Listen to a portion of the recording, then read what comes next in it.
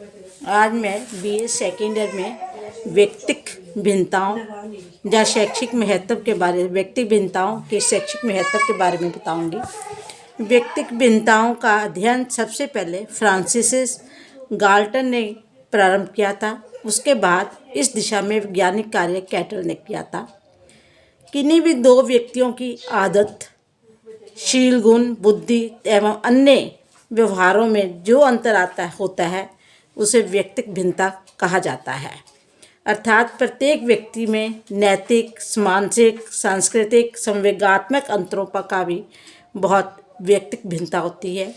व्यक्ति भिन्नताओं के फलस्वरूप ही प्रत्येक व्यक्ति के अपने अपने विचार, जीवन जीने के ढंग और अपनी अपनी अलग अलग सोच होती है।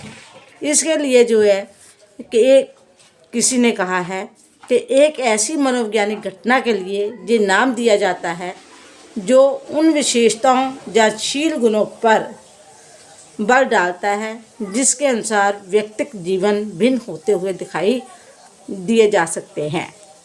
इसमें डेफिनेशंस बहुत सारी हैं। आप लोग कोई भी 3 डेफिनेशंस को अच्छी तरह याद कर सकते हो। जैसे जेम्स ड्राइवर ने कहा था कि एक समूह के सदस्यों में समूह के औसत से मानसिक या शारीरिक विशेषताओं का विचलन ही व्यक्तिक भिन्नताएं हैं।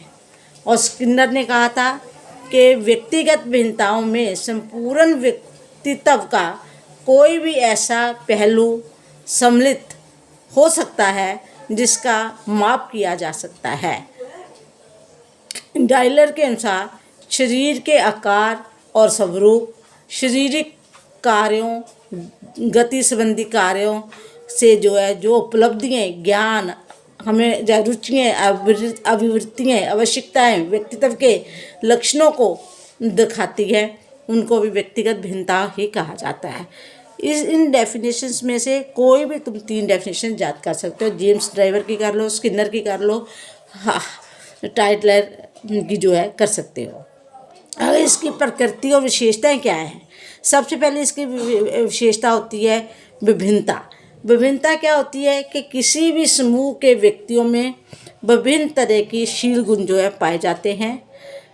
कहता इसमें व्यक्तिक भिन्नता भी हो सकती है और सामूहिक शील गुण भी अंतर पाया जाता है।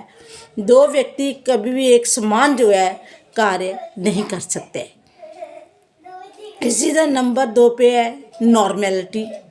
नॉर्मेलिटी क्या है कि अगर किसी को कक्षा में जाकर छात्रों की बुद्धि की माप करें तो हमें बहुत कम छात्र जो होंगे तेज बुद्धि के मिलेंगे, बहुत कम छात्र हमें मंद बुद्धि मिलेंगे, बहुत ज़्यादा छात्र जो होंगे वो सामान्य बुद्धि के ही पाए जाते हैं। कहते हैं इसलिए कहते हैं कि अधिकतर छात्र जो होंगे सामान्य बुद्धि के ही होंगे। इसी तरह विकास की विभेदीय दर। कहता बालकों के शारीरिक विकास और परिपक्वता में भी अंतर होता है। सभी बालकों का शारीरिक विकास एक सा नहीं होता। कोई बहुत जल्दी बढ़ते हैं, कोई देर से बढ़ते हैं। इनके लक्षण भी जो होते हैं वो भी अलग अलग पाए जाते हैं। यहाँ तक कि एक ही उम्र के सभी बालकों में परिपक्वता तथा शारीरिक विकास में विभिन्नता हो सकती है। नंबर 4 पे सीखने की विभेदीय दर। एक ही उम्र के बालकों में सीखने की क्षमता भी जो होती है अलग अलग होती है। कुछ बालक जो होते हैं उनकी क्षमता ज़्यादा होती है, वो बहुत जल्दी काम सीख जाते हैं। वो कुछ छात्र ऐसे होते हैं वो बहुत धीमी गति से कार्य को सीखते हैं, और कुछ छात्र होते हैं ना वो जल्दी सीखते हैं ना बहुत धीमी गति से सीखते हैं। कहता है इसलिए उनका आपस का शील गुणों में परस्पर संबंध भी होता है। कहता है जैसे ये महसूस किया जाता है कि कक्षा में शिक्षक उसकी अवहेलना करता है तो वो क्या है उसकी पढ़ने में अभिरुचि जो होती है कम हो जाती है।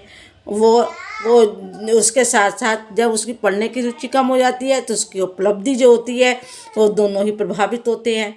इसलिए उसकी मानसिक मनोदशा के ऊपर भी बुरा प्रभाव पड़ता है। कहता आनुवांशिकता तथा वातावरण का प्रभाव भी जो पड़ता है। कहता है कुछ शील गुण अर्जित होते हैं, क्योंकि वे वातावरण से अधिक जो होते हैं प्रभावित होते हैं, तथा कुछ शील गुण ऐसे होते हैं जिस पर दोनों का प्रभाव काफ़ी पड़ता है। ये तीनों तरह के शील गुणों के कारण व्यक्ति में जो है विभिन्नता जो है पाई जाती है। इसलिए ये मैंने आपको बताया कि व्यक्तिगत विभिन्नता में प्रकृति और विशेषताओं में अंतर पाया जाता है, जैसे विभिन्नता, नॉर्मेलिटी, विकास की विभेदी दर, सीखने की विभेदी दर, शील गुणों में परस्पर संबंध, आनुवांशिकता तथा वातावरण का प्रभाव जो है वो भी इसके ऊपर जो है प्रभाव डालता है। धन्यवाद।